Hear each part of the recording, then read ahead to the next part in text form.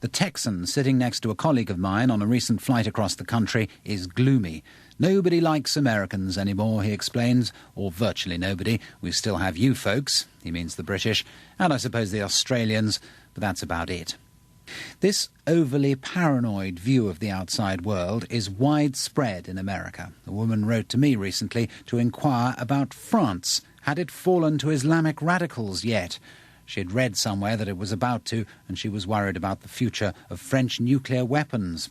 I cannot remember where she wrote from, but I suspect it was Kansas or one of the Dakotas. On the eastern and western seaboards, you can look out across the water and at least imagine foreigners. Indeed, they come here as tourists, so you can see and meet them. The paranoia is reduced. But in those vast, underpopulated bits in the middle, it is taking off in worrying fashion.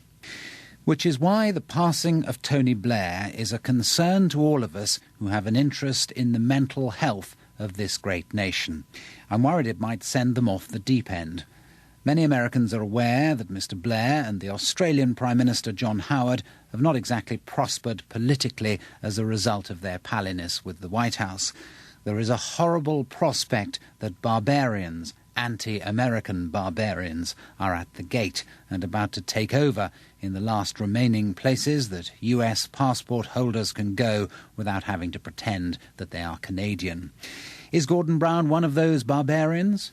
The American right is very suspicious of Mr. Brown. They know he's been in charge of the money, and they know how much Brits pay in tax on petrol, and they put two and two together.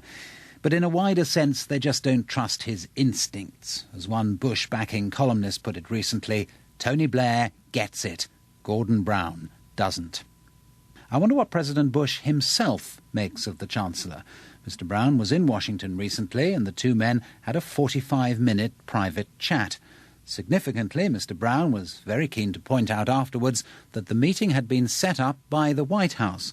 When I interviewed him, he told me it was a complete surprise that the President had dropped by while he was in the building seeing more junior officials.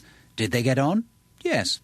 But my efforts to seek any further information about the Brown view of this relationship, or potential relationship, were firmly rebuffed.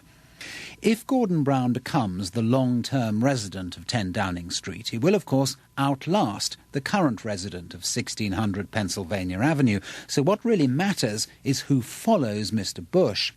Since the 2008 presidential election is going to be the most open contest in modern American history, it is perhaps futile to conjecture.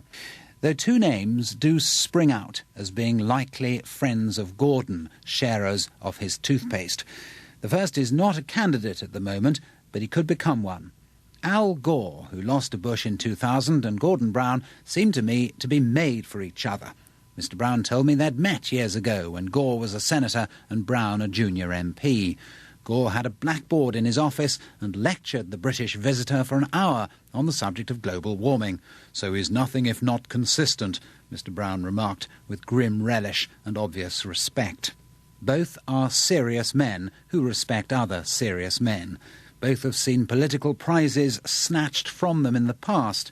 This relationship could work, though goodness knows how the outside world would cope with the lecturer-in-chief and his dour Scottish sidekick.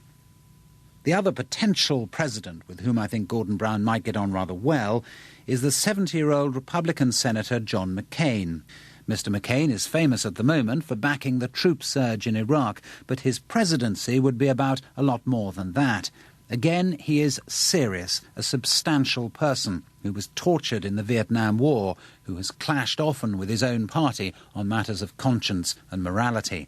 McCain is often seen as an overly gloomy character, moody and remote, and unwilling to do the touchy-feely stuff necessary to win in the modern age.